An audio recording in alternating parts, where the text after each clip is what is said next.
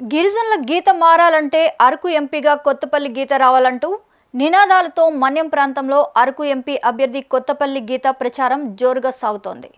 Visakha agency Araku MP స్థానానికి BJP నాయకురాలు కూటమి అభ్యర్థి కొత్తపల్లి గీత ప్రచారంలో తన దూకుడు పెంచారని చెప్పాలి.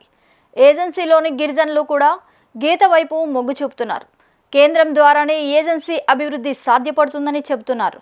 కేంద్రంలో ఎన్డీఏ ప్రభుత్వం వస్తే ఏజెన్సీ రూపురేఖలు మారుస్తానని ఓటర్లకు చెబుతున్నారు గీత. గడప గడపకు వెళ్లి మరీ ఓటర్లను కలుస్తున్నారు. తాను ఎంపీగా పనిచేసిన కాలంలో ఏజెన్సీకి చేసిన పనులను వివరిస్తున్నారు. గిరిజనుల తలరాత తాను మారుస్తానని, స్టేట్ గవర్నమెంట్ ఏజెన్సీ అభివృద్ధికి నిధులు ఇవ్వదని, అది గుర్తుపెట్టుకోవాలని తెలిపారు. బీజేపీతోనే దేశ భవిష్యత్తు ఆధారపడి ఉందని చెబుతున్నారు.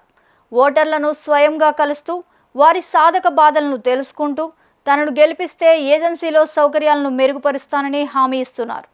విద్య, వైద్యంతో పాటు రవాణా సౌకర్యాలు మరింతగా మెరుగుపరుస్తానని, గిరిజనుల అభివృద్ధికి తాను నిరంతరం పాటుపడతానని చెబుతున్నారు గీత.